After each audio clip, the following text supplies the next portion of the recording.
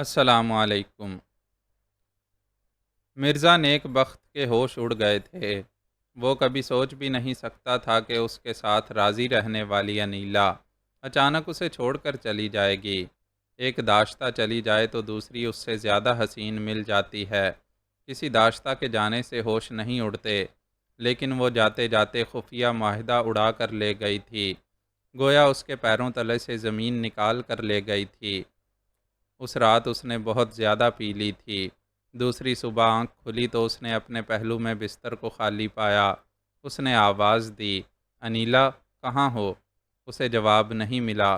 تھوڑی دیر بعد انٹرکام سے بزر کی آواز ابھری۔ اس نے لیٹے ہی لیٹے ہاتھ بڑھا کر انٹرکام کے ایک بٹن کو دبایا۔ دوسری طرف سے اس کے ایک مشیر کی آواز سنائی دی، ہیلو سر، کیا آپ جاگ رہے ہیں؟ ہاں، ابھی آنکھ کھلی ہے۔ سر، کل رات میں نے مشورہ دیا تھا کہ عورت پر اعتماد نہ کریں، اور یہ میں نے درست کہا تھا۔ کل رات انیلا بانو یہاں سے فرار ہو گئی ہے۔ وہ ہڑبڑا کر بستر پر اٹھ بیٹھا، پھر انٹرکام پر جھک کر بولا، تم کیسے جانتے ہو؟ وہ کیسے جا سکتی ہے؟ میرا مطلب ہے سیکیورٹی گارڈز کے ساتھ کسی ضروری کام سے گئی ہوگی۔ وہ پچھلی رات 9:40 پر ایک گارڈ کے ساتھ کسی ڈاکٹر کو دکھانے کے بہانے گئی تھی۔ گارڈ اور ڈرائیور کا بیان ہے کہ اس نے انہیں دوائیں لانے کے لیے ایک کیمسٹ کی دکان کی طرف بھیجا اور خود کار سے نکل کر بھاگنے لگی۔ آپ کے گارڈ نے اس کا تعاقب کیا۔ وہ انہیں گلیوں میں دوڑاتی رہی۔ اسے روکنے کے لیے ایک نے اسے گولی مار کر زخمی کیا، لیکن کسی موٹر سائیکل والے نے آ کر اس گارڈ کو گولی مار دی۔ پھر دوسرا گارڈ وہاں پہنچا تو وہ وہاں نہیں تھی۔ گولی کھانے والے گارڈ نے دم توڑنے سے پہلے اپنے ساتھی کو بتایا کہ انیلا کو ایک موٹر سائیکل والا لے گیا ہے۔ مرزا نیک بخت خلا میں تکتے ہوئے انیلا بانو کے فرار ہونے کی ایک طویل داستان سنتا رہا، پھر ناگواری سے بولا، ذلیل کمینی، اسے محل راس نہیں آیا۔ 50 لاکھ کی بلیک مرسڈیز میں اسے کانٹے چبھتے تھے۔ کسی موٹر سائیکل والے یار کے ساتھ بھاگ گئی۔ اس کی اوقات یہی تھی۔ سر، سیکیورٹی افسر نے کل رات انٹرکام کے ذریعے آپ کو جگانا چاہا، کوئی جواب نہیں ملا تو وہ خود آپ کے بیڈ روم میں گیا۔ آپ مدہوش تھے، بار بار آوازیں دینے کے باوجود نہیں جاگ رہے تھے۔ پلیز آپ اپنے کمرے کا ضروری سامان اور سیف وغیرہ چیک کریں۔ اس کے اچانک فرار ہونے کی کوئی خاص وجہ ہو سکتی ہے۔ میں چیک کرتا ہوں اور ابھی آتا ہوں۔ اس نے رابطہ ختم کر کے کمرے کو ایک سرے سے دوسرے سرے تک دیکھا۔ زیادہ سے زیادہ کیش اور اہم دستاویزات سیف میں رہا کرتی تھیں۔ اس نے بستر سے اٹھ کر سیف کے پاس آ کر اسے مخصوص نمبروں کی ترتیب سے کھولا۔ اندر تمام سامان جوں کا توں رکھا ہوا تھا۔ نوٹوں کی اتنی ساری گڈیاں تھیں کہ ان میں سے کچھ کم ہوئی ہوں گی تو گنتی کے بغیر کمی کا پتہ نہیں چلتا، اور وہ کبھی نوٹ نہیں گنتا تھا۔ وہ پچھلی رات جس اہم معاہدے کی فائل لایا تھا وہ اوپر ہی رکھی ہوئی تھی۔ اس نے اسے اٹھایا۔ اسے پکڑتے ہی وہ خالی خالی سی محسوس ہوئی۔ اس نے فوراً ہی اسے کھول کر دیکھا تو ہوش اڑ گئے۔ فائل کا بدن رہ گیا تھا، روح پرواز کر گئی تھی۔ وہ تھوڑی دیر تک گمسم سیف کو اور خالی فائل کو تکتا رہا۔ اس کے دماغ میں آندیاں سی چل رہی تھیں۔ انیلا اقتدار کی وہ کرسی اٹھا کر لے گئی جس پر وہ آئندہ بیٹھنے والا تھا۔ جہاں تک معاہدے کا تعلق تھا، وہ خفیہ ہاتھ سے دوبارہ ہو سکتا تھا، لیکن وہ خفیہ ہاتھ پہلے معاہدے کے چرائے جانے پر اسے نااہل قرار دے دیتا۔ ایسے خفیہ معاہدے کی چوری کا مطلب یہ تھا کہ وہ کسی وقت بھی میڈیاز کے ذریعے منظر عام پر آ سکتا ہے۔ یہ بید کھل سکتا ہے کہ اس ملک میں خفیہ ہاتھ کے اشاروں سے حکومتیں بنتی، بگڑتی اور پھر بنتی ہیں۔ پھر خفیہ ہاتھ یہ گوارا نہیں کرے گا کہ اس ملک کی سیاسی تبدیلیوں کے سلسلے میں وہ ثبوت کے ساتھ بے نقاب ہو جائے۔ یوں تو رازداری تمام اہم شعبوں میں ضروری ہوتی ہے۔ اہم راز کھلنے کا اندیشہ ہو تو اس سیاستداں کو پراسرار طریقے سے قتل کرا دیا جاتا ہے، یا حادثاتی موت کے بہانے اسے دنیا سے رخصت کر دیا جاتا ہے۔ کمرے میں اے سی چل رہا تھا، لیکن مرزا نیک بخت کو پسینہ آ رہا تھا۔ اس نے وہاں سے اٹھ کر سیف کو لاک کر کے تولیے سے پسینہ پونچھا، پھر انٹرکام پر کہا، احمد علی صاحب کو میرے کمرے میں بھیج دو۔ مرزا نیک بخت اپنے 4 مشیروں میں سے ایک مشیر احمد علی پر زیادہ اعتماد کرتا تھا اور اپنے ذاتی معاملات میں اسے رازدار بنائے رکھتا تھا۔ احمد علی کمرے میں آیا تو نیک بخت نے اسے بیٹھنے کے لیے کہا، پھر بڑی گھبراہٹ اور پریشانی سے اس خفیہ معاہدے کی چوری کے بارے میں بتایا۔ اپنے اندیشے ظاہر کیے کہ اس معاہدے کے منظر عام پر آنے سے پہلے خفیہ ہاتھ اسے قتل کرا دے گا یا وہ خود ملک چھوڑ کر بھاگنے پر مجبور ہو جائے گا۔ احمد علی نے کہا، اس چوری کے معاملے کو خفیہ ہاتھ سے نہیں چھپانا چاہیے۔ نیک بخت نے گھبرا کر پوچھا، یہ تم کیا کہہ رہے ہو؟ خفیہ ایجنسی والے مجھے زندہ نہیں رہنے دیں گے۔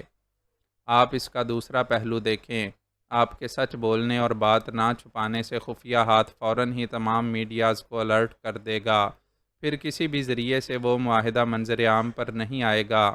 انیلا بانو جس میڈیا کے ذریعے اس معاہدے کی تشہیر چاہے گی، وہاں پہنچتے ہی خفیہ ایجنسیوں کی نظروں میں آ جائے گی۔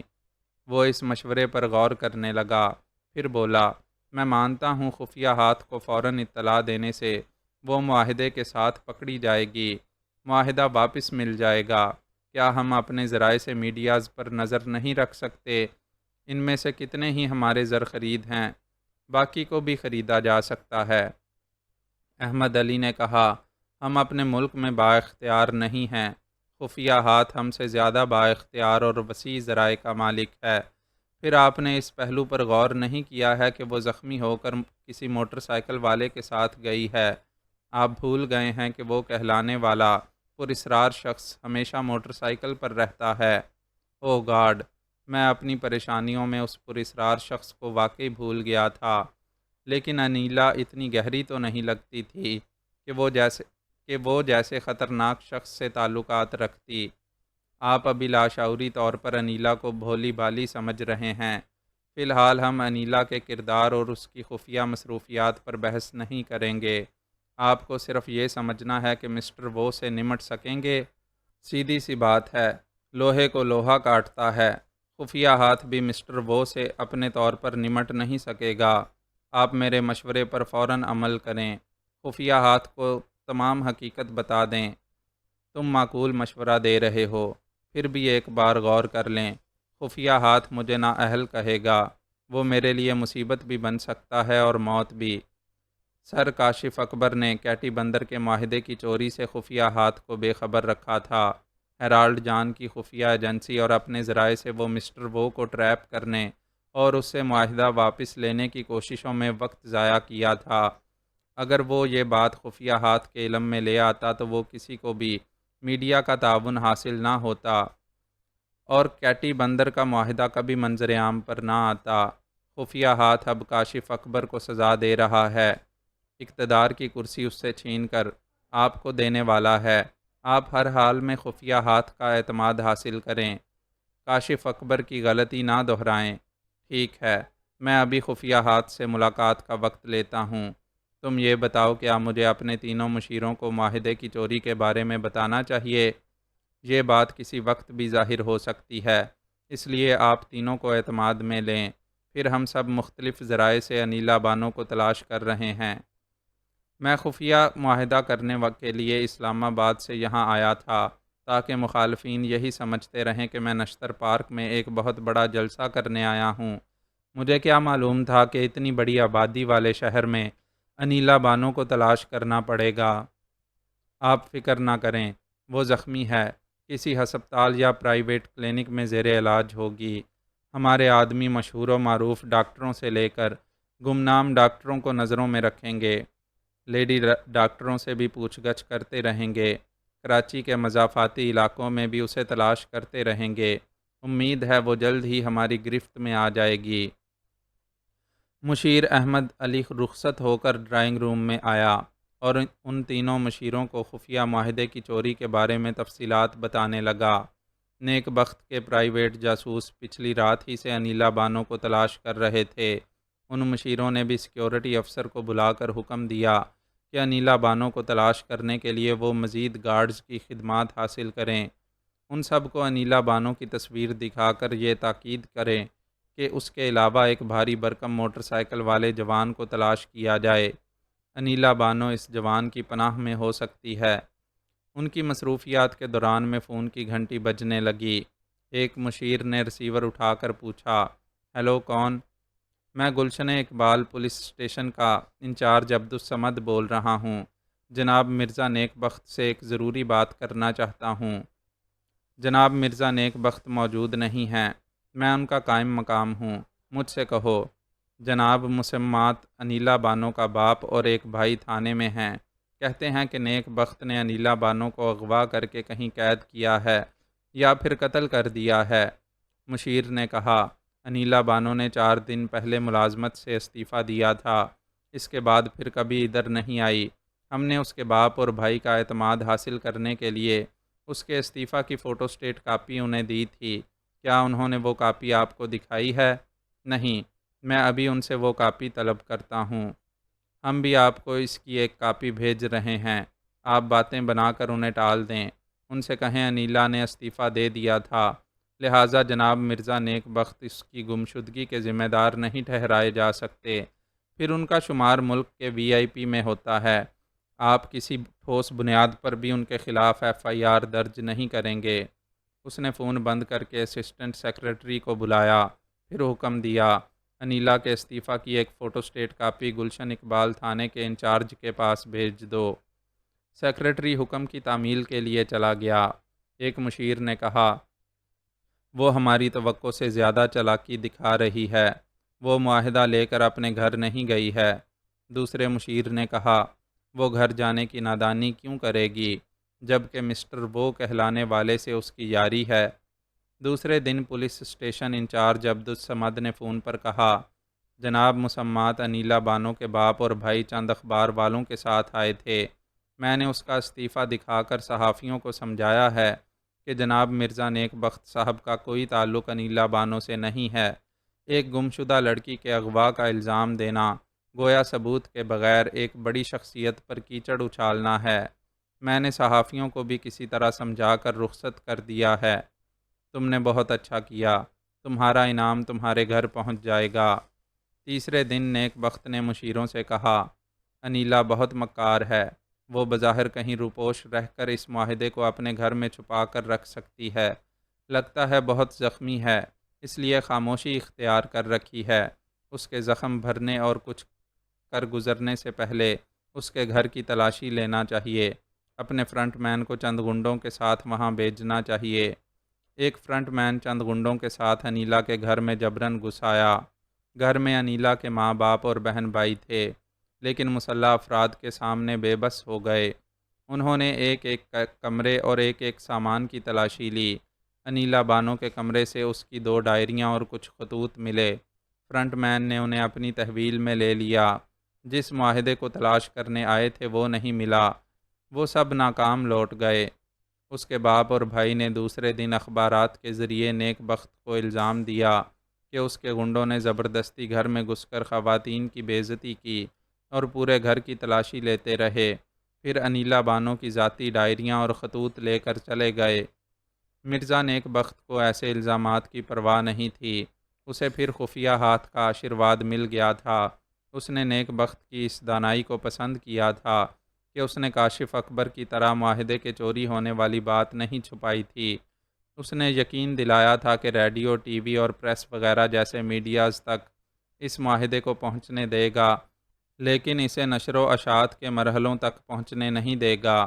یہ ایسے مراحل ہوں گے کہ اس معاہدے کو پہنچانے والی انیلا بانو اور مسٹر وہ نظروں میں آ جائیں گے یا ان سے سمجھوتے کے لیے رابطہ ہو جائے گا۔ اسی وقت خفیہ ہاتھ نے یہ خوشخبری سنائی تھی کہ 24 گھنٹوں کے اندر اسمبلی توڑ دی جائے گی، اور واقعی دوسرے دن اخبارات سے پتہ چلا اسمبلی توڑ دی گئی ہے اور ایک عبوری حکومت قائم کر دی گئی ہے۔ 3 ماہ کے اندر نئے انتخابات ہوں گے اور انتخابات میں کامیاب ہونے والا سیاستدان نئی حکومت بنائے گا۔ اس ملک میں سیاستدانوں اور بیوروکریٹس کے درمیان ایک خفیہ سمجھوتا ہے کہ وہ ایک دوسرے کے مفادات کا تحفظ کریں گے۔ اگر ان میں سے کسی کو نقصان پہنچتا ہو تو سیاسی بازی گری دکھا کر اسے نقصان اور محاسبے سے بچائیں گے، اور انہوں نے یہی کیا۔ کاشف اکبر کے سلسلے میں بیان دیا کہ عبوری حکومت اس کا محاسبہ نہیں کرے گی، یہ کام آنے والی حکومت کا ہے۔ گویا 3 ماہ تک کاشف اکبر کو بچ نکلنے کا موقع دے دیا گیا۔ کیپٹن امیر حمزہ کو مایوسی ہوئی تھی۔ وہ سیاسی ہتھ کنڈوں کو اچھی طرح سمجھتا تھا۔ اس کے باوجود اس نے کاشف اکبر کو وطن کی زمین فروخت کرنے کی سزا خود نہیں دی تھی۔ قانون کی بالادستی قائم رکھنے کے لیے کیٹی بندر کے معاہدے کو اوپر والوں تک اور عوام تک پہنچایا تھا۔ اس کے بچ نکلنے کا راستہ نہیں تھا، لیکن وہ کیسے بچ گیا، یہ چال بازی سمجھ میں آ گئی تھی۔ ان حالات کے پیش نظر امیر حمزہ نے تھر والے کیس کو اپنے ہاتھ میں لیا۔ مجرموں کو اپنے شکنجے میں کسنے کے بعد پھر قانون کی بالادستی کے لیے انہیں مہلت دی کہ وہ خود کو مجرموں کی حیثیت سے عدالت میں پیش کریں۔ اس سلسلے میں انسپکٹر اور راہو نے اسے دھوکہ دے کر بچ نکلنے کی کوشش کی۔ امیر حمزہ کو مجبوراً قانون ہاتھ میں لے کر انہیں ہلاک کرنا پڑا۔ اب تھر کا ڈی سی رہ گیا تھا۔ اس کے جرائم کا فیصلہ اگلے 48 گھنٹوں میں ہونے والا تھا۔ ڈی سی نے صوبائی حکومت کو ایک تفصیلی رپورٹ پیش کی۔ اس رپورٹ میں لکھا گیا تھا کہ مسٹر وہ کہلانے والا دراصل ایک بڑا اہم شخص ہے۔ اس کا نام امیر حمزہ ہے۔ وہ پہلے کبھی انٹیلیجنس میں کیپٹن کے عہدے پر تھا۔ اب اس ادارے سے منسلک کیوں نہیں ہے، یہ اس کے ریکارڈ سے معلوم ہو سکے گا۔ فی الحال یہ مسئلہ ہے کہ وہ 3 معصوم بچیوں کی ہلاکت کا انتقام لے رہا ہے۔ اس نے انسپکٹر فخر الدین اور دلال راہو کو قتل کر دیا ہے، اور ڈی سی رکن الدین کو تاکید کی ہے کہ وہ اپنے جرائم کا اعمال نامہ خود لکھ کر 48 گھنٹے کے اندر عدالت میں پیش ہو جائے۔ ایسا نہ کرنے کی صورت میں اس کی جوان بیٹی سائرہ تبسم کو اغوا کر کے لے جائے گا۔ رکن الدین نے رپورٹ میں لکھا تھا وہ بہت خطرناک ہے، زبان کا دھنی ہے، جو کہتا ہے کر گزرتا ہے۔ پولیس فورس وغیرہ کے حوالے سے ضلع کی انتظامیہ بہت کمزور ہے۔ یہاں کوئی مجھے اس سے بچا نہیں سکے گا۔ شاید وہ مجھے قتل نہ کرے، مگر میری جوان بیٹی کو اٹھا کر لے جائے گا۔ حکومت کی طرف سے کہا گیا، ہم اسلام آباد کے حکام سے رابطہ کریں گے اور کیپٹن امیر حمزہ کے بارے میں مکمل معلومات حاصل کریں گے۔ تمہیں فوری طور پر ٹرانسفر کیا جاتا ہے۔ تم سکھر جا کر ڈی سی کے عہدے کا چارج سنبھال لو۔ وہاں گھر سے دفتر تک تمہاری سیکیورٹی کا اتنا سخت انتظام رہے گا کہ امیر حمزہ کبھی تمہاری بیٹی تک نہیں پہنچ سکے گا۔ وہ تو پہلے ہی سکھر میں ہے، وہاں ایک کالج میں پڑھتی ہے۔ پلیز میرے وہاں پہنچنے سے پہلے ہی اس کے لیے سیکیورٹی کا انتظام کر دیں۔ انتظام ہو جائے گا، تمہیں پریشان نہیں ہونا چاہیے۔ کیٹی بندر اور تھر کے علاقے ویران ہیں، وہاں کی پولیس اور انتظامیہ کمزور ہے، لیکن سکھر میں امیر حمزہ کی شامت آ جائے گی۔ انٹیلیجنس کے ریکارڈ میں اس کی تصویر ہوگی، تو وہ تصویر سکھر میں پہنچا دی جائے گی۔ سیکیورٹی گارڈز کو حکم دیا جائے گا کہ اسے زخمی کر کے گرفتار کر لیا جائے۔ صوبائی حکومت کی رپورٹ پر انٹیلیجنس میں امیر حمزہ کا ریکارڈ نکالا گیا۔ اس ریکارڈ میں ایسی اہم اور خفیہ باتیں تھیں جنہیں منظر عام پر نہیں لایا جا سکتا تھا۔ ریکارڈ کے مطابق اسے ایک جانباز محب وطن تسلیم کیا گیا تھا۔ اس نے دشمن ممالک میں ایک سیکرٹ ایجنٹ کی حیثیت سے بہت سے کارنامے انجام دیے تھے۔ اندرون ملک ایک برسر اقتدار کرپٹ سیاستداں کے خلاف عدالتی کارروائی کرانا چاہتا تھا۔ اس دور کی حکومت نے اسے ملازمت سے برطرف کرنا چاہا، مگر نہ کر سکی۔ جس کے ریکارڈ میں ستارے ہی ستارے چمکتے ہوں، اسے ملازمت سے الگ نہیں کیا جا سکتا تھا۔ اس کرپٹ سیاستداں کو بچانے کے لیے خفیہ ایجنسیاں امیر حمزہ کے پیچھے پڑ گئیں۔ ان دنوں افغانستان کے راستے سے دہشت گرد پاکستان میں داخل ہو رہے تھے۔ ان چور راستوں کو بند کرنے کے لیے امیر حمزہ اپنی ٹیم کے ساتھ افغانستان پہنچا۔ وہاں مختلف گروہ پورے ملک پر قبضہ جمانے کے لیے ایک دوسرے کو ہلاک کر رہے تھے اور خانہ جنگی کے ذریعے اپنے ہی ملک کو کھنڈر بنا رہے تھے۔ خفیہ ہاتھ نے ایک خطرناک گروہ سے امیر حمزہ کی ہلاکت کا سودا کیا۔ ایک خطیر رقم دے کر وعدہ کیا کہ امیر حمزہ کی ہلاکت کے بعد انہیں جدید اسلحہ اور مزید دولت دی جائے گی۔ یہ ایک طویل داستاں ہے کہ کس طرح پاکستان دشمن افغانی امیر حمزہ کے خون کے پیاسے ہو گئے، اور اس نے کس طرح اپنی حاضر دماغی اور حکمت عملی سے اپنی جان بچائی۔ شاید آئندہ کبھی اس کا ذکر ہوگا۔ مختصر یہ کہ امیر حمزہ اچانک غائب ہو گیا۔ درجنوں قتل ہوتے رہے۔ جب وہ کئی دنوں تک نظر نہیں آیا تو اس گروہ کے لیڈر نے خفیہ ہاتھ کے نمائندے کو فخر سے کہا کہ انہوں نے امیر حمزہ کو گولیوں سے چھلنی کر کے پہاڑ کی بلندی سے اتنی گہری کھائی میں گرایا ہے جہاں کوئی جا نہیں سکتا، اور اس میں گرنے والا کبھی واپس نہیں آ سکتا۔ حقیقتاً اس گروہ کا لیڈر یقین سے نہیں کہہ سکتا تھا کہ امیر حمزہ مخالف گروہ کی گولی کا نشانہ بن گیا ہے یا وہاں سے فرار ہو گیا ہے، لیکن اس گروہ کو جدید اسلحے اور بھاری رقم کی ضرورت تھی۔ اس لیے لیڈر نے خفیہ ہاتھ کے نمائندے کو امیر حمزہ کی موت کی جھوٹی خبر دی اور زبانی معاہدے کے مطابق بہت زیادہ تعداد میں اسلحہ اور مزید خطیر رقم حاصل کر لی۔ کیپٹن امیر حمزہ کے ریکارڈ میں یہ باتیں نہیں لکھی ہوئی تھیں، کیونکہ یہ کسی کو نہیں معلوم تھا کہ افغانستان میں اس کے ساتھ کیا گزری ہے۔ اس کے بارے میں یہ رائے قائم کی گئی کہ وہ افغانستان میں مختلف گروہوں کے درمیان ہونے والی جنگ کی لپیٹ میں آ گیا ہے۔ اس نے خود کو روپوش رکھا، خود کو مردہ ظاہر کرتا رہا۔ اگر وہ انٹیلیجنس کے شعبے میں واپس جاتا تو اسے خوش آمدید کہا جاتا اور اس کی بڑی پذیرائی ہوتی، لیکن خفیہ ہاتھ اور خفیہ ایجنسی والے ہمیشہ موت کی طرح اس کا پیچھا کرتے رہتے۔ قیام پاکستان سے لے کر اب تک کتنے ہی سیاستدانوں کو قتل کیا گیا ہے، ان کے قاتل آج تک نہیں پکڑے گئے۔ امیر حمزہ بھی مارا جاتا تو اس کے پچھلے کارناموں کی تعریفیں کی جاتیں، لیکن اس کے قاتل کا گریبان کبھی نہ پکڑا جاتا۔ لہٰذا اس نے فیصلہ کیا تھا کہ گمنام رہ کر ظالموں اور قاتلوں کو ان کے برے انجام تک پہنچائے گا، پھر اپنا نام ظاہر کرنے کے بعد بھی روپوش رہا کرے گا۔ سیاست کی دنیا میں قدم قدم پر قاتل ایجنسیاں اور دہشت گرد ہیں، ان سے آنکھ مچولی کھیلتے ہوئے جنگ جاری رکھنے کے لیے روپوش رہنا ضروری تھا۔ اس لیے اس نے پہلے پراسرار وہ کی حیثیت سے ایک بڑے سیاستداں کو عدالت تک پہنچانے کی کوشش کی۔ اسے ناکامی ہوئی، لیکن اس نے طے کر لیا تھا کہ 3 ماہ بعد نئی حکومت کے دوران بھی اس کا ایمانداری سے محاسبہ نہ ہوا تو وہ کاشف اکبر کو اسی انجام تک پہنچائے گا جہاں انسپکٹر فخر الدین اور راہو پہنچ چکے تھے۔ MN اکرام شاہ اپنی بیوی اور جوان بیٹیوں کے ساتھ لاہور ایئرپورٹ کے VIP روم میں بیٹھا ہوا تھا۔ اس کی بڑی بیٹی کا نام رخشندہ اور چھوٹی کا نام فرخندہ تھا۔ فرخندہ کا بوائے فرینڈ جمشید بھی موجود تھا۔ اکرام شاہ نے اپنے رشتہ داروں اور دوستوں سے کہا تھا کہ نیو یارک سے اس کے دوست کے 2 بیٹے مراد علی اور فیروز تابانی آ رہے ہیں۔ وہ پہلے نیو یارک سے کراچی آئے تھے اور اب کراچی سے لاہور آ رہے تھے۔ وہ دونوں پاکستانی لڑکیوں سے شادی کرنا چاہتے ہیں، اس لیے اکرام شاہ کی فیملی میں کچھ عرصے تک رہیں گے۔ اس وقت وہ پوری فیملی انہیں ریسیو کرنے ایئرپورٹ پہنچی ہوئی تھی۔ اکرام شاہ کو جمشید کی موجودگی گراں گزر رہی تھی۔ وہ جمشید کو پسند نہیں کرتا تھا۔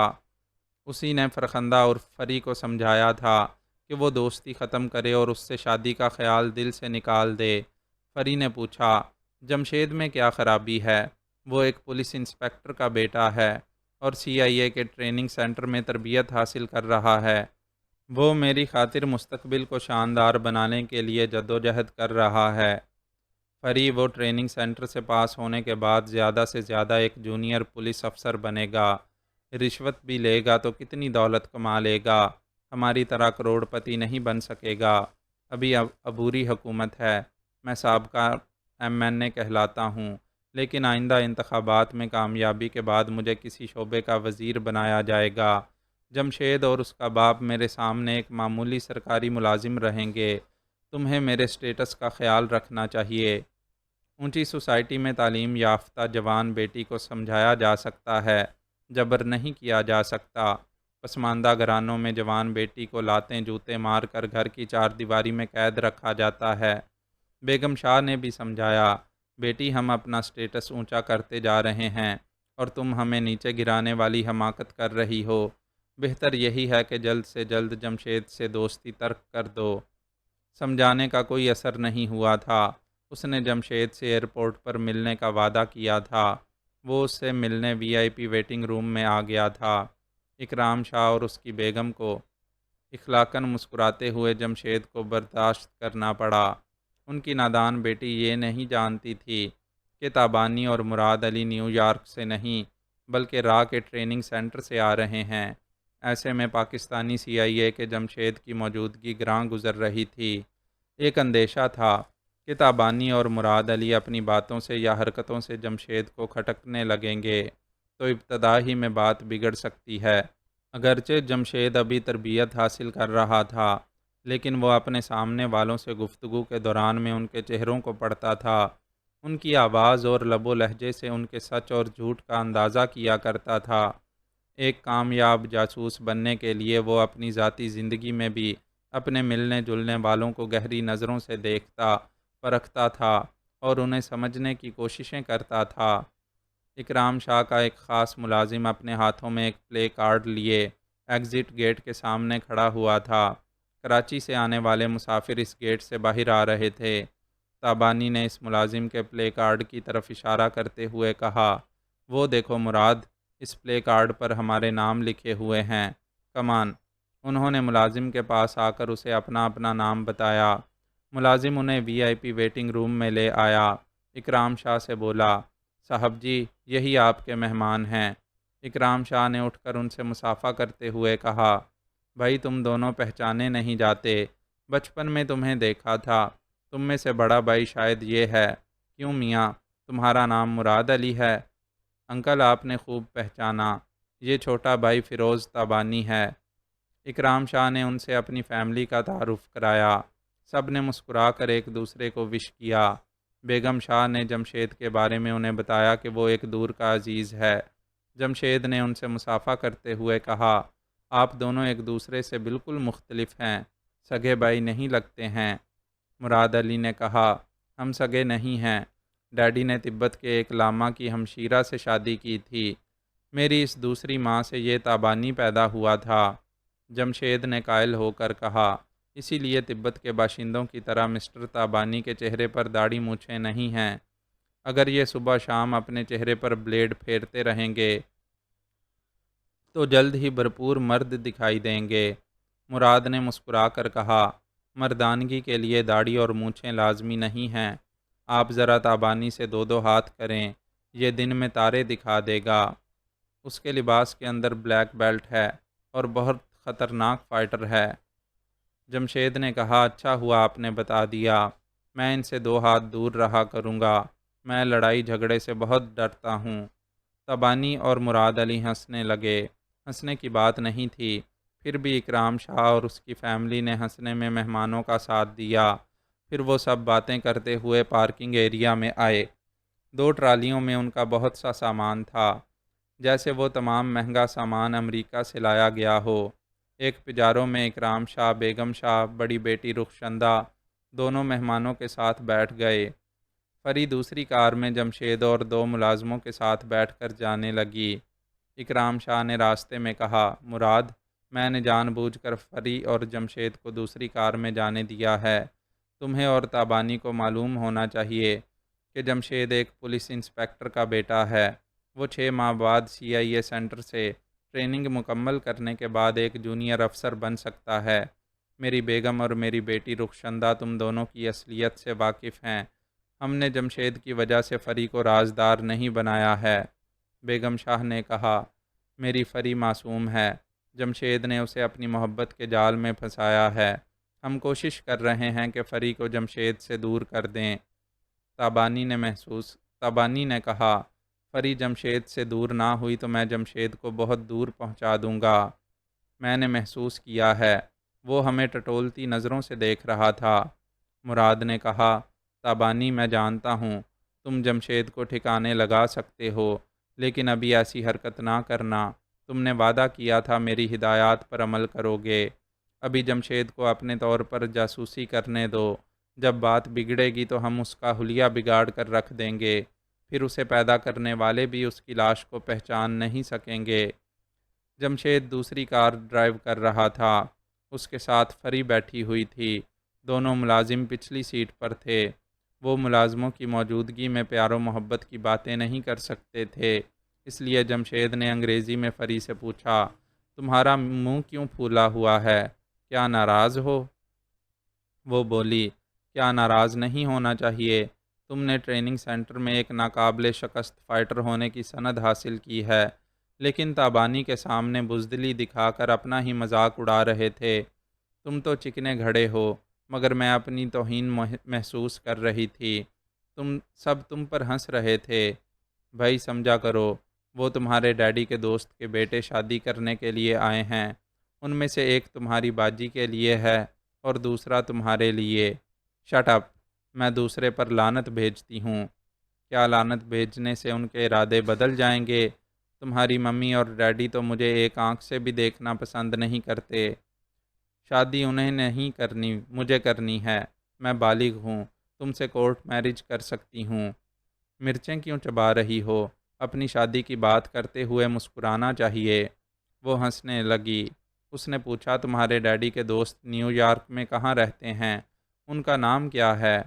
تم عادت سے باز نہیں آؤ گے، جاسوسی شروع کر دو گے۔ وہ تو میں کر چکا ہوں۔ 50% یقین سے کہتا ہوں کہ ان کا باپ امریکہ میں نہیں رہتا۔ وہ ہنستے ہوئے بولی، واہ شرلاک ہومز، اب تم کہو گے کہ وہ دونوں امریکہ سے نہیں آئے ہیں۔ ہاں، میں یہی کہنے والا تھا۔ وہ تمہاری فیملی کو تحفے دینے کے لیے بہت سا سامان لائے ہیں، لیکن ان میں سے کوئی سامان امریکہ سے خریدا نہیں گیا ہے۔ یہ تم کیسے کہہ سکتے ہو؟ میں نے سامان پر ایک نظر ڈالی تھی۔ ان میں بیوٹی باکس اور سوٹ کیس وغیرہ ایسے تھے جو یہاں کی مارکیٹوں میں دکھائی نہیں دیتے ہیں۔ باڑہ مارکیٹوں میں بھی ایسی چیزیں نہیں ملتیں۔ تم یہ چیزیں کراچی میں خرید سکتی ہو۔ وہاں کی آبادیوں کے خفیہ اڈوں میں امریکی اور جاپانی صنعتوں کے 2 نمبر مال تیار ہوتے ہیں۔ ہم ہر طرح کی معلومات حاصل کرتے رہتے ہیں۔ ایشیا میں 2 نمبر مال تیار کرنے میں کوریا کے بعد پاکستان کا نام آتا ہے۔ اوہ گاڈ، تم یہ کہنا چاہتے ہو انہوں نے وہ تمام سامان کراچی سے خریدا ہے؟ فی الحال میرا مطالعہ یہی ہے۔ اگر تم مجھ سے تعاون کرو گی تو میرے اندازوں کی تصدیق ہو جائے گی۔ میں کس طرح تعاون کروں؟ پہلی بات یہ سمجھاتا ہوں کہ میں نے جو کچھ کہا ہے اس کے پیش نظر انہیں کبھی شبہ کی نظروں سے نہ دیکھو۔ ان میں سے کسی ایک کا پاسپورٹ چرا کر لے آؤ، لیکن اس کام میں جلدی نہ کرو ورنہ گڑبڑ ہو جائے گی۔ میں ایسی پلاننگ کروں گا کہ کسی کو تم پر شبہ نہیں ہوگا۔ میرا بس چلے تو میں انہیں اس طرح کاٹ لوں کہ وہ کنگال ہو کر یہاں سے بھاگ نکل جائیں۔ پھر تم کہو گی، بڑے بے آبرو ہو کر میرے کوچے سے وہ نکلے۔ وہ کھلکھلا کر ہنسنے لگی۔ دونوں گاڑیاں آگے پیچھے کوٹھی کے احاطے میں پہنچ گئیں۔ جمشید نے کار سے اتر کر فری سے کہا، مجھے جانا چاہیے۔ یہاں کے ماحول میں میرے لیے اپنائیت نہیں ہے۔ میں تو تمہاری اپنی ہوں۔ تم تو ہر مقام پر، ہر ماحول میں میری رہتی ہو۔ ہم شام کو اپنی مخصوص جگہ پر ملیں گے۔ اکرام شاہ دور سے فری کو جمشید کے ساتھ رازدارانہ انداز میں باتیں کرتے دیکھ رہا تھا۔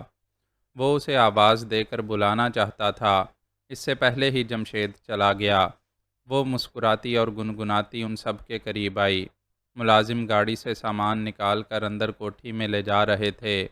اکرام شاہ اپنے دونوں مہمانوں کے ساتھ کھڑا ہوا تھا۔ اس نے حقارت سے کہا، فری، what a shame for you, تم ایسے لڑکے کو سر پر چڑھا رہی ہو جس کے پاس ایک پرانے ماڈل کی کار بھی نہیں ہے۔ ڈیڈی آپ مہمانوں کے سامنے جمشید کی توہین کر رہے ہیں، تو میرا بھی جواب سن لیں۔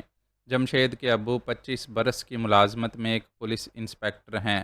ان کی کبھی ترقی نہیں ہوئی کیونکہ انہوں نے اپنی زندگی میں کسی سے رشوت نہیں لی اور نہ کبھی سیاست دانوں کے دباؤ میں آ کر خلاف قانون کام کیا ہے۔ جمشید بھی اسی طرح اپنا کیریئر بنائے گا۔ اس کے پاس حرام کے پیسوں سے خریدی ہوئی کار نہیں ہوگی۔ وہ اپنی بات ختم کر کے کوئی جواب سنے بغیر کوٹھی کے اندر چلی گئی۔ مراد نے کہا، یہ بہت تیز ہے انکل، آپ کا بھی لحاظ نہیں کرتی ہے۔ تابانی نے کہا، سیدھی سی بات کہو کہ باغی ہے۔ انکل اور آنٹی کے مزاج کے بالکل خلاف ہے، ہمارے لیے پرابلم بن سکتی ہے۔ اکرام شاہ نے کہا، ایسی کوئی بات نہیں ہوگی، اس کے امتحانات ہو چکے ہیں، شاید ایک پیپر رہ گیا ہے، میں اسے اسلام آباد اس کے ننہال بھیج دوں گا۔ وہ اندر ڈرائنگ روم میں آئے۔ اکرام شاہ نے کہا، بیگم، ہم اسٹڈی روم میں جا رہے ہیں، وہاں کوئی ملازم بھی نہ آنے پائے، تم خود ہمارے لیے چائے بنا کر لے آؤ۔ وہ تابانی اور مراد کے ساتھ کوٹھی کے مختلف حصوں سے گزرتا ہوا اسٹڈی روم میں آیا۔ دروازے کو اندر سے بند کرتے ہوئے بولا، آرام سے بیٹھو، بھوک لگے تو کہہ دینا، ابھی ایک ایک پیالی چائے پر بات ہو جائے تو بہتر ہے۔ اس نے موبائل فون نکال کر نمبر ڈائل کرتے ہوئے کہا، میں تمہارے سینئر سے رابطہ کر رہا ہوں، اس سے باتیں کرو۔ اس نے امر ناتھ چھاگلا سے رابطہ کیا۔ وہ اسلام آباد میں را کا زونل افسر تھا۔ چھاگلا کے پہلے 3 حروف یعنی CHH کہہ کر مخاطب کیا جاتا تھا۔ اس نے موبائل کان سے لگا کر کہا، ہیلو CHH، میں شاہ بول رہا ہوں، دونوں میرے پاس پہنچ گئے ہیں، ان سے بات کرو۔ اس نے موبائل مراد کو دیا۔ ہیلو CHH، میں تابانی کے ساتھ شاہ انکل کی کوٹھی میں ہوں، ہم بالکل محفوظ اور مطمئن ہیں، کیا ہمیں گائیڈ لائن حاصل کرنے کے لیے اسلام آباد آنا ہوگا؟ چھاگلا نے کہا، یہاں آنا ضروری نہیں ہے، میں نے تم دونوں کے لائن آف ایکشن کا چارٹ بنا کر شاہ کو دے دیا ہے۔ اس چارٹ میں لاہور کے جن مقامات کا ذکر ہے، پہلے ان مقامات کو اچھی طرح دیکھ لو، پھر کام شروع کرو۔ آل رائٹ، یہاں آپ کے چارٹ کے مطابق کام ہوگا۔ اکرام شاہ موبائل فون اس سے لے کر بولا، ہیلو CHH، یہاں تمہارے آدمیوں کو ضرورت کا تمام سامان ملتا رہے گا، تم میری ضرورت کی بات کرو۔ میں نے اپنی پارٹی کے دور اقتدار میں قومی خزانے سے 5 کروڑ روپے قرض لیے تھے۔ اب عبوری حکومت کی طرف سے یہ اعلان کیا جا رہا ہے کہ قرض نہ دہندگان کو انتخابات میں حصہ لینے کی اجازت نہیں دی جائے گی۔ میرے پاس تو 1 کروڑ بھی نہیں ہے۔ مسٹر شاہ، ہم سے 5 کروڑ کی توقع نہ کرو۔ ہمارے درمیان یہ طے پایا تھا کہ تمہیں صرف الیکشن لڑنے کے لیے 1.5 کروڑ روپے دیے جائیں گے۔ تمہیں انتخابات میں حصہ لینے کی اجازت ملے یا نہ ملے، ہم 1.5 کروڑ روپے ضرور ادا کریں گے۔ مسٹر CHH، تمہیں یہاں کے بدلتے ہوئے سیاسی حالات کو سمجھنا چاہیے۔ 5 کروڑ نہ صحیح 3 کروڑ دے دو۔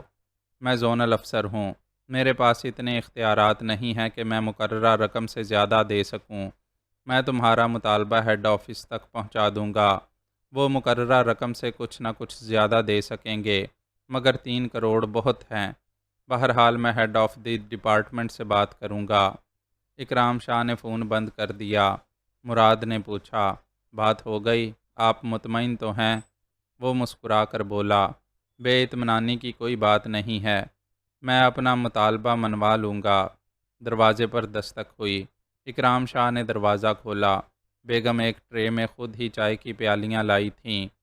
تابانی نے پوچھا، انکل وہ CHH ہمارے بارے میں کچھ کہہ رہے تھے؟ ہاں، کہہ رہے تھے کہ تابانی ہندو ہے، گائے کا گوشت نہیں کھاتا ہے، اس کے کھانے کا خیال رکھا جائے۔ وہ بولا، بچپن سے یہ بات دماغ میں سمائی ہے کہ یہ ہماری گاؤ ماتا ہے، اس کا گوشت نہیں کھانا چاہیے، لیکن را کے ٹریننگ سینٹر میں ہر طرح کی تربیت دینے کے ساتھ ہمیں کبھی کبھی گائے کا گوشت کھلایا جاتا ہے تاکہ ہم اسلامی ممالک میں جا کر اس سے پرہیز نہ کریں۔ پرہیز کرنے سے ہم پر شبہ کیا جا سکتا ہے۔ ہمیں بسم اللہ، سبحان اللہ، الحمدللہ اور ماشاء اللہ جیسے الفاظ کے بارے میں بتایا جاتا ہے کہ انہیں کن مواقع پر ادا کرنا چاہیے۔ یہاں تک کہ ہماری ختنہ بھی کرائی جاتی ہے تاکہ کبھی کسی اسلامی ملک میں گرفتار ہوں تو ہمارے مسلمان ہونے کی تصدیق ہو جایا کرے۔ اکرام شاہ نے پوچھا، یہاں کتنے عرصے تک قیام کرنے کا ارادہ ہے؟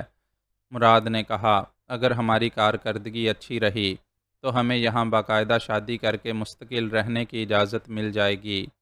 بیگم شاہ نے کہا، ہم ایک بات ابھی سے سمجھا دیتے ہیں، ہماری دونوں بیٹیوں پر نظر نہ رکھنا اور نہ ہی کبھی ان سے کھیل کر بھاگ جانے کی کوشش کرنا۔ ہم خاندانی لوگ ہیں، ہمارے رشتہ داریاں خاندان والوں میں ہی ہوا کرتی ہیں۔ اکرام شاہ نے کہا، جب کسی ملک میں کچھ عرصے رہنا ہوتا ہے تو رہنے والا صرف پیٹ کی ہی نہیں، ہوس کی بھی بھوک مٹاتا ہے۔ جب کبھی بھوک لگے تو مجھ سے کہنا، تمہاری اس بھوک کو مٹانے کا بندوبست ہو جائے گا۔ مراد نے کہا، ویسے تو ہم ان سب معاملات میں بہت محتاط رہتے ہیں، لیکن کسی پر دل آ جائے تو یہ ایک الگ بات ہے، اور یہ جو دل ہے یہ کبھی کسی بازاری چیز پر نہیں آتا ہے۔ کوئی بات نہیں، جب ہم قومی خزانے سے عوام کی دولت لوٹ لیتے ہیں تو عوام کی بیٹیوں اور بہنوں کو بھی چارے کے طور پر تم جیسوں کے آگے ڈال سکتے ہیں۔ مراد کپ اٹھا کر چائے کی ایک چسکی لیتے ہوئے تصور میں رخشندہ کو دیکھنے لگا اور سوچنے لگا، جب دسترخوان گھر میں بچھا ہوا ہو تو دوسروں کے گھروں میں جھانکنے کی ضرورت نہیں پڑتی۔ نصیر الدین شریف اپنے نام کی طرح شریف اور نہایت ہی ذہین طالب علم تھا۔ اس نے بورڈ کے امتحانات میں صوبے بھر میں اول پوزیشن حاصل کی تھی۔ انٹر فرسٹ ایئر اور سیکنڈ ایئر میں بھی اول آتا رہا۔ اس کی ذہانت کے پیش نظر اسے یونیورسٹی میں داخلہ مل گیا تھا۔ ہر جگہ کا ماحول اچھا بھی ہوتا ہے اور برا بھی۔ انسان اپنی ذہانت سے اور حسن سلوک سے ماحول کو بہتر بنا سکتا ہے۔ پھر یونیورسٹی کے ماحول میں تو علم کی روشنی اور پاکیزگی ہوتی ہے۔ وہاں طلباء و طالبات اگر حصول علم میں ذرا کمزور ہوں تو ان کی کمزوریاں دور کرنے کی تحریک پیدا کی جا سکتی ہے۔ لیکن یونیورسٹی میں داخل ہونے کے دوسرے دن اسے پتہ چلا کہ علوم حاصل کرنے کے اس بڑے مرکز میں بھی سیاست آ گئی ہے۔ 3 بدتمیز قسم کے طلباء نے اس سے پوچھا، اے شریف زادے، تو کس پارٹی میں ہے؟ شریف نے پوچھا، پارٹی؟ کیسی پارٹی؟ ابے ہم سیاسی پارٹیوں کی بات کر رہے ہیں۔ آج 2 بجے کنٹین میں ہماری میٹنگ ہے، وہاں آ جانا، ہم تجھے پارٹی کا ممبر بنا لیں گے۔ وہ پریشان ہو کر بولا، یہ آداب اور بہترین طور طریقے سیکھنے کی جگہ ہے اور آپ لوگ مجھے اے اور ابے کہہ کر مخاطب کر رہے ہیں۔ پھر یہ کہ میں یہاں تعلیم حاصل کرنے کے لیے آیا ہوں۔ میں نہ تو پہلے کسی سیاسی پارٹی میں تھا اور نہ اب رہنا چاہتا ہوں۔ ایک نے اس کے شانے پر ہاتھ مار کر دھکا دیتے ہوئے کہا، سچ کیوں نہیں بولتا؟ تیرے پاس فیس جمع کرنے کے پیسے نہیں تھے۔ دوسری پارٹی والوں نے تیری فیس بھر دی۔ ابے کتنی رقم چاہیے؟ بول، ہم ہر مہینے تیری فیس بھر دیا کریں گے۔ میں کہہ چکا ہوں میرا کسی سیاسی پارٹی سے تعلق نہیں ہے۔ میں نے فیس جمع کرنے کے لیے کسی سے رقم نہیں لی ہے۔ میں غریب ہوں، لیکن ایک جگہ پارٹ ٹائم جاب کرتا ہوں، ٹیوشن بھی پڑھاتا ہوں۔ پھر ہر سال اول آنے کی وجہ سے مجھے وظیفہ بھی ملتا ہے۔ میں کسی سیاسی پارٹی کا محتاج نہیں ہوں، مجھے جانے دو۔ جاؤ، لیکن تم مخالف پارٹی میں دیکھے گئے تو یہ دونوں ہاتھ کتابیں اٹھانے کے قابل نہیں رہیں گے۔ وہ ان سے کترا کر کلاس اٹینڈ کرنے آیا۔ اس کے پاس بیٹھنے والے اسٹوڈنٹ نے کہا، میں دور سے دیکھ رہا تھا، وہ تم سے زبردستی کر رہے تھے، مگر ہماری پارٹی کسی پر جبر نہیں کرتی ہے۔ شریف نے پوچھا، تمہاری بھی پارٹی ہے؟ مگر کیوں ہے؟ یہاں تو ہمیں صرف تعلیم پر توجہ دینی چاہیے۔ اگر ہم اپنی پارٹی نہ بناتے تو کمال صالح کی پارٹی تمہارے جیسے شریف اسٹوڈنٹس کا یہاں پڑھنا لکھنا محال کر دیتی۔ ہم یہاں کے تعلیمی ماحول کو صاف ستھرا رکھنے کے لیے ان کے مقابلے پر آئے ہیں۔ ہمارے ملک میں بھی تمام سیاسی پارٹیاں یہی کہتی ہیں کہ وہ ملک سے کرپشن مٹانا اور اسلامی آئین کے مطابق جمہوری نظام قائم کرنا چاہتی ہیں، اس لیے کرپٹ سیاستدانوں کے مقابلے پر آئی ہیں۔ یہاں پارٹیاں نہ بناؤ، اپنے علم اور ذہانت سے تعلیمی ماحول کو سیاست سے پاک رکھو۔ اس طالب علم نے کہا، تمہارے خیالات اچھے ہیں، میں بھی تعلیم کی جگہ سیاست بازی پسند نہیں کرتا، لیکن مجبوراً دوسری پارٹی کا ممبر بن گیا ہوں۔ تم سے دوستی رہے گی تو میں ان پارٹیوں سے دور رہا کروں گا۔ میرا نام ضمیر احمد ہے اور تم تو یہاں آتے ہی مشہور ہو گئے ہو، سب ہی لیکچرار تمہاری ذہانت کی تعریفیں کرتے ہیں۔ دونوں میں دوستی ہو گئی۔ دوسرے دن ضمیر احمد کے انگوٹھے پر پٹی بندھی ہوئی تھی۔ نصیر الدین شریف نے پوچھا، تم زخمی کیسے ہو گئے؟ اس نے کہا، کل امی کی طبیعت ٹھیک نہیں تھی، میں نے کھانا تیار کرنے میں ان کی مدد کی تھی، سبزیاں کاٹتے وقت انگوٹھا زخمی ہو گیا ہے۔ تم بہت اچھے ہو، اپنی امی کے کاموں میں ہاتھ بٹاتے ہو۔ آج تم کلاس میں کچھ لکھ نہیں سکو گے، فکر نہ کرو، تمہارے نوٹس میں لکھوں گا۔ نوٹس آج نہیں تو کل بھی لکھے جا سکتے ہیں، لیکن ایک دوست کو خط لکھنا ضروری ہے۔ آج رات وہ لاہور جا رہا ہے، مجھ سے ناراض ہے، میں اسے منانا چاہتا ہوں۔ تمہاری انگلش بہت اچھی ہے، اسے میری طرف سے انگریزی میں خط لکھ دو۔ اسے کیا لکھوانا چاہتے ہو؟ کچھ اس طرح لکھو کہ ڈیئر ناز، ایسی بھی کیا بے رخی ہے، اگر ناراضگی ہے تو منہ سے نہ بولو، لیکن کبھی نظریں اٹھا کر دیکھ لیا کرو۔ میں چاہتا ہوں ایک بار شام کو ملو، میں تمام گلے شکوے دور کر دوں گا۔ میری اس مختصر سی تحریر کو بہت سمجھو اور مجھ سے ضرور ملو۔ نصیر الدین شریف نے وہ خط لکھ دیا۔ ضمیر احمد نے کہا، خط کے نیچے نام نہ لکھو، کیونکہ میں نام کی جگہ اپنی چھوٹی سی تصویر چپکا کر بھیجوں گا۔ شریف نے کہا، یہ اچھا طریقہ ہے۔ اس طرح روٹھے ہوئے دوست کے پاس تمہاری تصویر پہنچ جائے گی، تمہاری صورت دیکھ کر ناراضگی دور ہو جائے گی۔ ضمیر احمد اس سے وہ خط لے کر کلاس سے باہر چلا گیا۔ شریف 1 گھنٹے بعد ایک ضروری کتاب پڑھنے کے لیے لائبریری کی طرف جانے لگا۔ لائبریری کے سامنے ایک حسین لڑکی نے کہا، تم میرا نام جانتے ہو؟ تمہیں یہ بھی جاننا چاہیے تھا کہ میں کتنے بڑے باپ کی بیٹی ہوں۔ تمہارے جیسے کتوں کو گولی مار دوں تب بھی پولیس مجھے گرفتار نہیں کرے گی۔ وہ پریشان ہو کر بولا، مس، آپ کو غلط فہمی ہوئی ہے، اور یہ کتنی غلط بات ہے کہ آپ مجھے گالی دے رہی ہیں۔ اس کے ساتھ کھڑے ہوئے جوان نے کہا، یونیورسٹی میں قدم رکھتے ہی تم نے جمال صالح کا نام سنا ہوگا۔ وہ میں ہوں، اور یہ میری بہن نازاں ہے۔ کیا تم نے اسے یہ خط نہیں لکھا ہے؟ اس نے ایک کاغذ کھول کر اسے دکھایا۔ اس نے خط کو پڑھا، پھر کہا، ہاں، ابھی کلاس میں نے ضمیر احمد نام کے دوست کو یہ خط لکھ کر دیا تھا۔ جمال صالح نے اس کے منہ پر ایک گھونسا مارا۔ وہ لڑکھڑا کر ذرا پیچھے گیا۔ 2 جوانوں نے اس کے بازوؤں کو دونوں طرف سے جکڑ لیا۔ جمال صالح نے خط دکھا کر کہا، خط لکھنے والے کا نام نصیر الدین شریف ہے، اور تم اعتراف کرتے ہو کہ یہ تمہاری تحریر ہے۔ میری بہن نازاں کو ڈیئر ناز لکھنے کی جرت کیسے ہوئی؟ پھر تم نے کس کے ذریعے اس خط کو میری بہن کی کاپی میں پہنچایا ہے؟ وہ اسے لات اور گھونسے مارنے لگا۔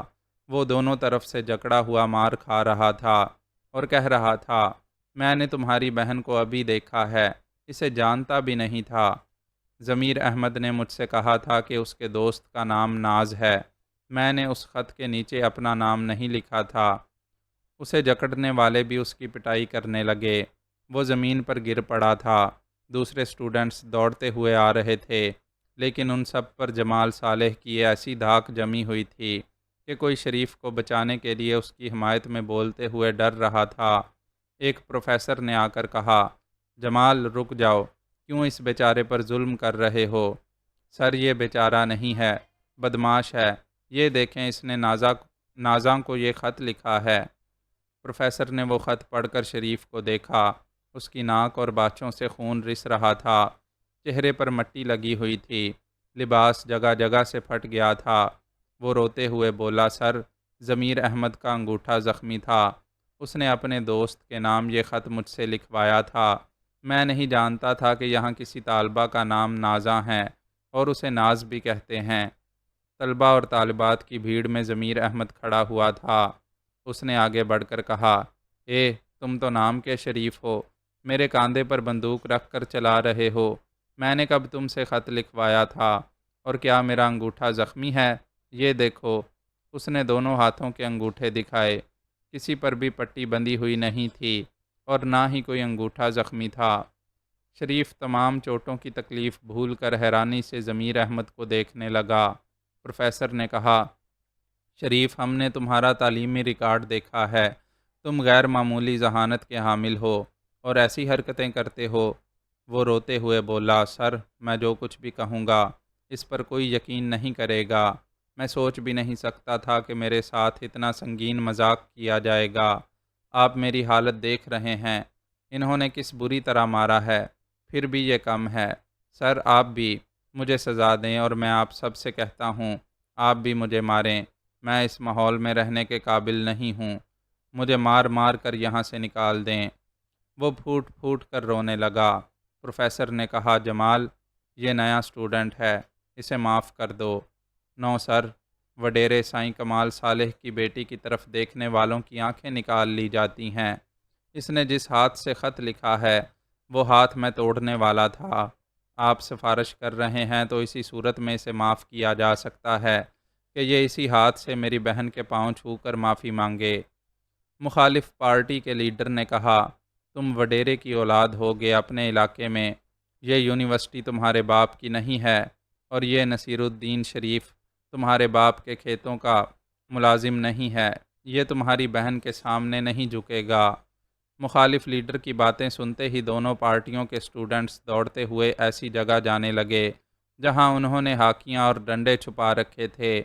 ان کے لیڈروں نے اپنے اپنے لباس کے اندر سے ٹیٹی نکال لی۔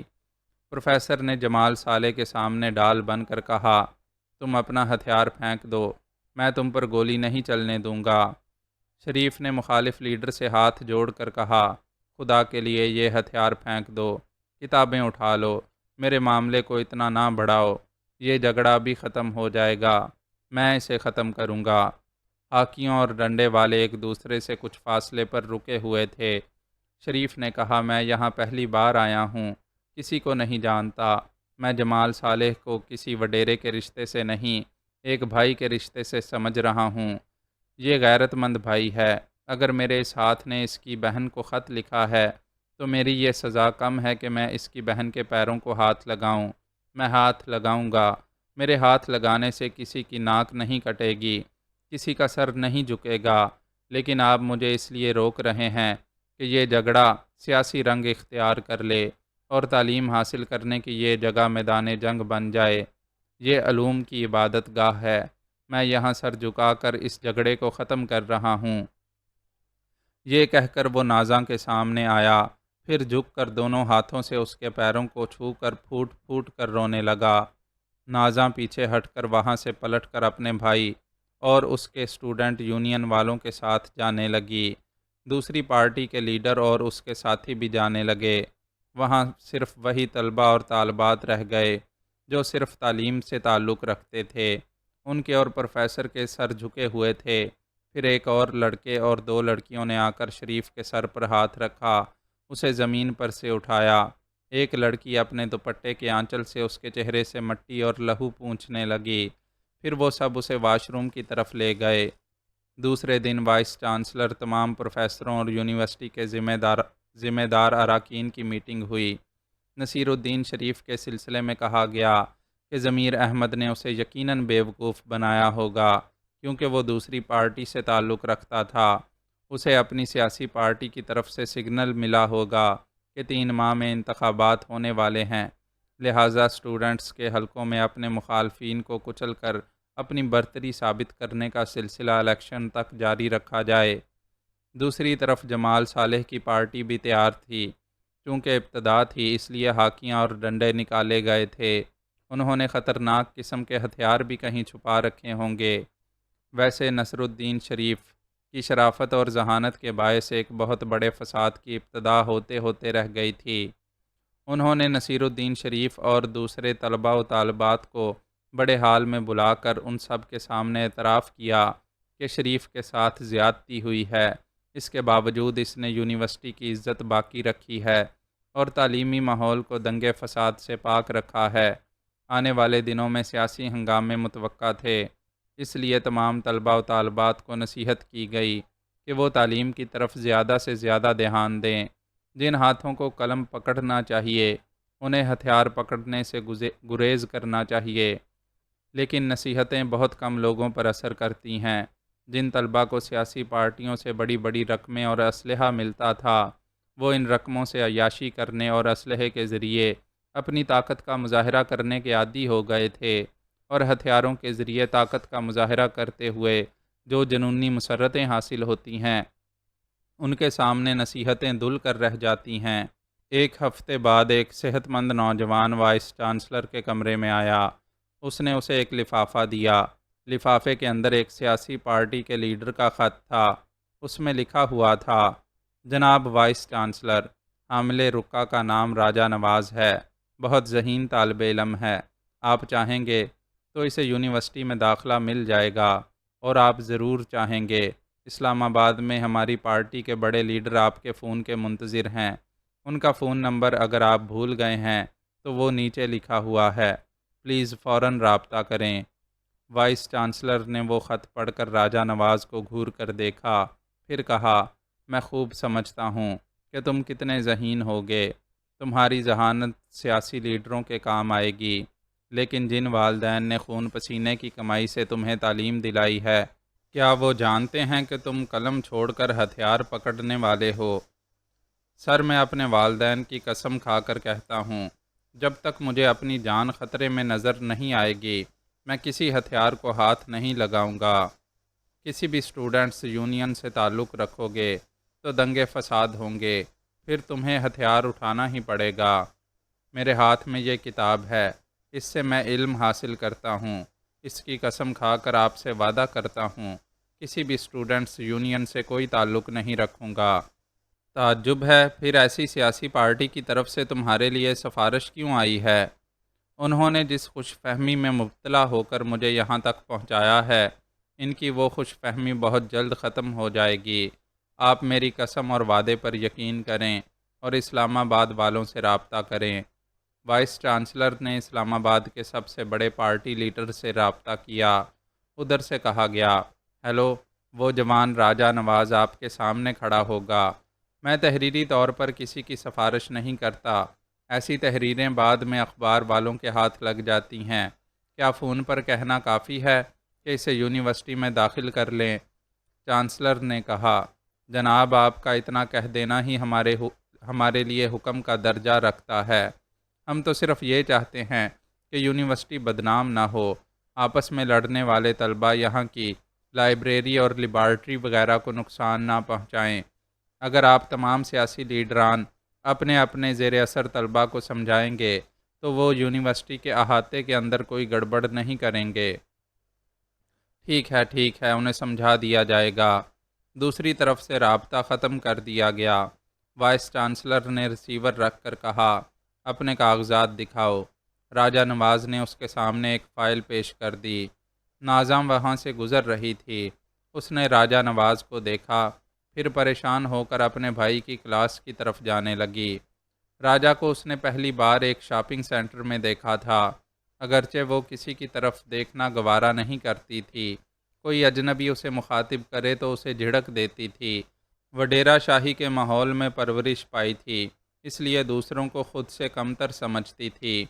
وہ لفٹ میں آ کر چوتھی منزل تک جانا چاہتی تھی۔ اس لفٹ کا دروازہ بند ہونے سے پہلے راجہ نواز اندر آ گیا۔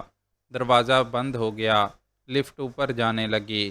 وہ اسے گھور کر دیکھتے ہوئے بولی، میرے باڈی گارڈ نے تمہیں نہیں روکا؟ وہ بولا، تمہارے گارڈ کے روکنے سے میں رک نہیں سکتا تھا، یہ لفٹ سب کے لیے ہے۔ لیکن جب میں لفٹ میں جاتی ہوں تو کوئی اجنبی میرے ساتھ نہیں ہوتا، میرا گارڈ اسے باہر روک دیتا ہے۔ لفٹ دوسری منزل سے اوپر جاتے جاتے رک گئی۔ وہ بولا، تعجب ہے، یہ لفٹ بھی تمہارے مزاج کو سمجھتی ہے، اس لیے رک گئی تاکہ مجھے یہاں سے بھگا سکو۔ نازا نے دروازہ کھولنے کا بٹن دبایا لیکن وہ نہیں کھلا۔ لفٹ کے سسٹم میں کوئی خرابی پیدا ہو گئی تھی۔ راجہ نواز نے کہا، افسوس، حالات تمہیں مجبور کر رہے ہیں کہ مجھے اپنے قریب برداشت کرو۔ بائی دا وے، تم کہاں کی ملکہ عالیہ ہو کہ تمہارے گارڈز کسی اجنبی کو لفٹ میں تمہارے قریب نہیں آنے دیتے؟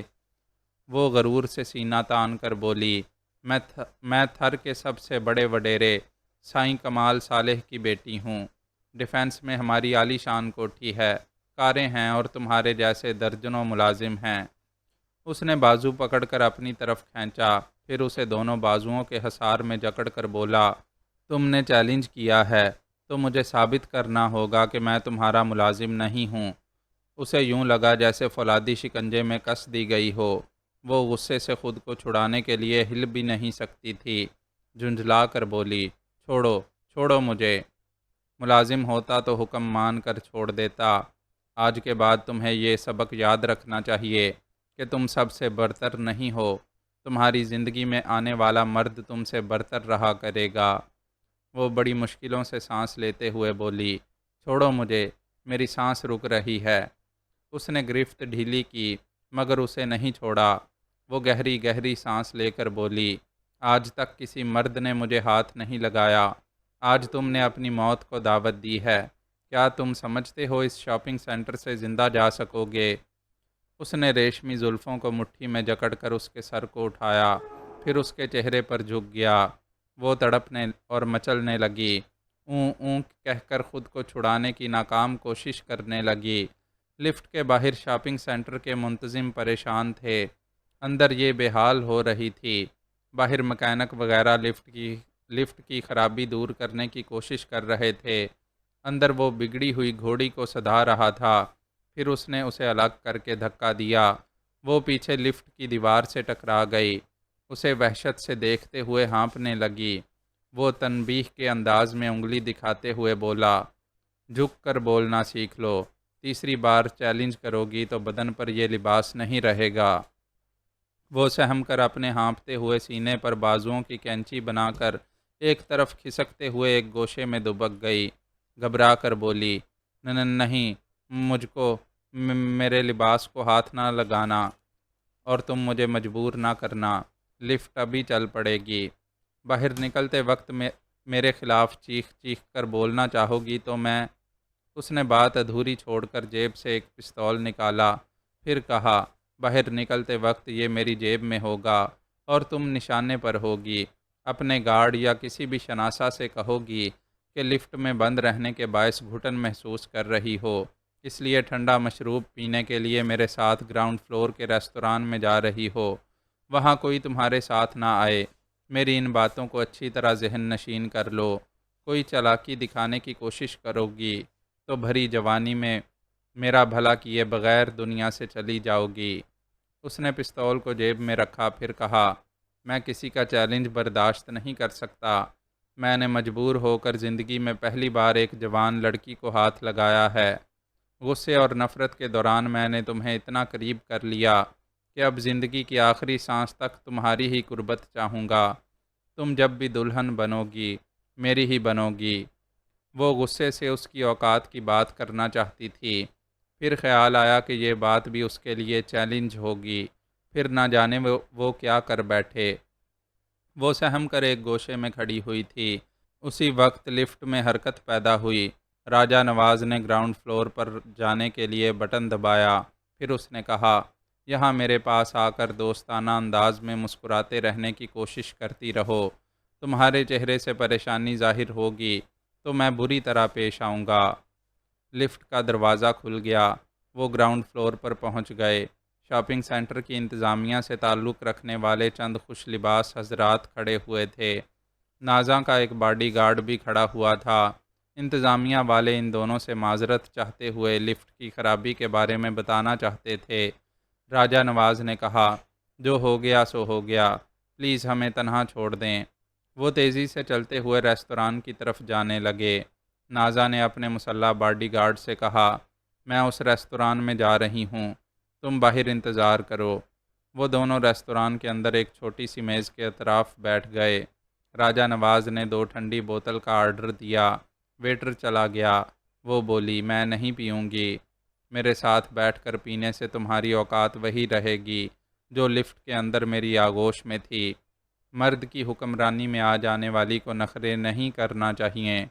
وہ بے بسی سے اپنے ہونٹوں کو کاٹنے لگی۔ اس نے کہا، تمہارے لبوں کی سرخی میرے دھوبی گھاٹ میں دھل گئی ہے۔ پرس میں آئینہ ہوگا، حلیہ درست کر لو۔ اس نے پرس سے آئینہ نکال کر اپنا چہرہ نہیں دیکھا۔ اس کے سامنے توہین بھی محسوس کر رہی تھی اور شرم بھی۔ دوپٹے سے اپنے چہرے کو اور لبوں کو صاف کرنے لگی۔ ویٹر نے 2 بوتلیں لا کر ان کے سامنے رکھ دیں۔ وہ اپنی بوتل اٹھا کر بولا، چلو پیو۔ وہ بوتل کو ہاتھ نہیں لگا رہی تھی۔ اس نے کہا، جتنی جلدی پیو گی اتنی ہی جلدی مجھ سے نجات ملے گی۔ وہ فوراً ہی بوتل کو ہاتھ میں لے کر پینے لگی اور سوچنے لگی، اپنی توہین کا انتقام کیسے لے۔ باپ اور بھائی کو معلوم ہوگا تو وہ اس پر شکاری کتے چھوڑ دیں گے، لیکن وہ کس منہ سے بتائے گی کہ اجنبی نوجوان نے اس کے ساتھ کیسی کیسی حرکتیں کی ہیں۔ راجہ نواز نے کہا، میں نے 1 ماہ پہلے تمہیں دیکھا تھا، تب ہی دل سے کہا کہ تم میرے لیے پیدا ہوئی ہو۔ میں تمہیں دور ہی دور سے دیکھتا رہا اور تمہارے بارے میں معلومات حاصل کرتا رہا۔ پھر تمہاری کوٹھی کا نمبر، کار کا نمبر اور فون نمبر اور بہت کچھ معلوم کر چکا ہوں۔ تمہارے 30 مار خان بھائی کو بھی دیکھ چکا ہوں۔ وہ بول رہا تھا اور وہ مشروب پیتے ہوئے خاموشی سے سن رہی تھی۔ اس نے کہا، میں سوچ بھی نہیں سکتا تھا کہ آج میرے دل سے لگ جاؤ گی۔ میں زندگی میں پہلی بار تمہارے لیے دیوانگی محسوس کر رہا ہوں، مگر میں تمہارے وڈیرے باپ کی رعایا کی طرح ہاتھ پھیلا کر تمہیں نہیں مانگوں گا۔ وہ تمہیں خوشی سے نہیں دیں گے تو چھین کر لے جاؤں گا۔ یہ کہتے ہی وہ اٹھ کر کھڑا ہو گیا۔ وہ ایسے سہم گئی جیسے وہ پھر اسے دریافت کرنے آ رہا ہو، لیکن وہ تیزی سے چلتا ہوا واش روم کی طرف جا کر نظروں سے اوجھل ہو گیا۔ اسی وقت وہ وہاں سے بھاگ کر اپنے گارڈ کے پاس ریستوران کے باہر جا سکتی تھی، لیکن اب بھاگنا کیا ضروری تھا؟ وہ اس کا کیا بگاڑ سکتی تھی؟ کسی کو لفٹ کی کوئی بات بتاتی تو اپنی انسلٹ ہوتی۔ چور تو تجوری کے اوپر ہی اوپر چرا کر جا چکا تھا۔ اس نے ویٹر کو بلا کر مشروب کا بل ادا کیا، پھر سر جھکا کر آہستہ آہستہ چلتی ہوئی ریستوران سے باہر چلی گئی۔ اس دن سے اس کے کچھ عجیب سے احساسات ہو گئے۔ وہ اپنی خاندانی برتری اور غرور سے باز نہیں آ سکتی تھی۔ عام حالات میں اس کے متعلق غصے اور نفرت سے سوچتی تھی، لیکن راتوں کو کبھی کبھی نیند اڑ جایا کرتی تھی۔ اس کے نہ چاہنے کے باوجود لفٹ کا وہ منظر نگاہوں کے سامنے جھلکنے لگتا تھا۔ کبھی ہونٹ سلگنے لگتے تھے، کبھی بدن ایسے گرم ہو جاتا تھا جیسے بخار چڑھ رہا ہو۔ وہ سمجھنا نہیں چاہتی تھی کہ ان کیفیات کے پیچھے وہ اجنبی اس کا مطلوب بن گیا ہے۔ معزز سامعین، اپنے اس چینل کو سبسکرائب کریں اور بیل آئیکن کا بٹن پریس کریں تاکہ ہر نئی آنے والی ایپیسوڈ آپ تک بر وقت پہنچ سکے۔ شکریہ۔